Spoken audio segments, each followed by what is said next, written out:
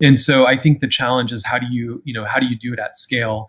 But I think it's like anything, like if you would say the big vision is like a safe environment where people can fail and this and that, like how do you start small, right? And so so I think it's about for example, like if you know, and I love this from Eric Ries, but like planning ahead of time the postmortem when we're like, we know we're going to fail because we're taking some risks and we're doing some new things. And so let's set up a meeting ahead of time where we talk about whether we kind of pivot, persevere type of language, right? Where we continue or we say we fail, we need to move on. And so it's starting to creating operating mechanisms and starting to use language that people know you're not saying it's okay to fail. That's a very easy said than done. But if you start to like take action and create kind of mechanisms around that, it'll start to speak a much louder than words. It starts to say, we know we're probably going to have some big mistakes. So let's go ahead and schedule the time. All of a sudden, like that's a very small thing, but that detail has a big impact on people's psyches. It means that my manager, my leader is actually expecting that we mess up quite a bit. But what they also expect out of us is that we're going to learn and that we're going to talk about these things and we're going to share them with other teams so they don't. So I think that's it. I also think, actually rewarding behavior, whether it's on Slack. We have these things called Panks where you can give people awards for being honest, like brutally honest or with, or candor. We actually award people.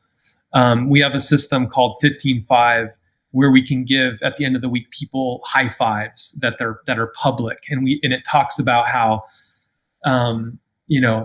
that was harsh, but thank you, that was helpful. And so you can create the environment by the rewards and incentives that you have around the team. And so we literally have values that are associated with being transparent and honest and having a lot of freedom, but also a lot of responsibility. And also talking about with my team, this idea that if you are on my team, you are a leader. And hopefully if you are at this company, you are at a leader. But you need to understand that. It means that how do you show up? How do you react when an engineer comes and tells you that we were woefully off on estimates and that do you get mad or do you go to the whiteboard and roll up your sleeves? And so it's a lot of micro interactions and a lot of micro kind of mechanisms to create. But again, I think they build up over time. And then where it's really enforced is when you start to have people reflect and say, like whenever we achieve outcomes, I ask two questions. One is, did you achieve the outcome you wanted? And if they say yes, right, it's okay. And would you want to do it again with that team?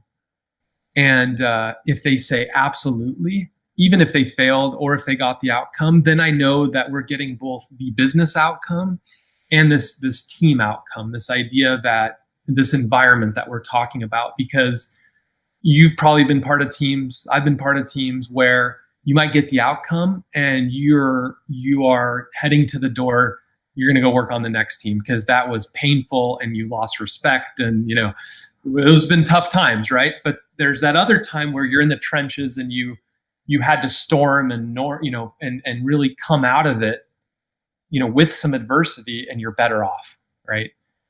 And I think again, starting big with the vision of a safe environment, starting small, and then scaling that over time and hopefully quickly through incentives, rewards, and the ability, and then asking those little questions and having those little interactions that can be quite meaningful on the psyche.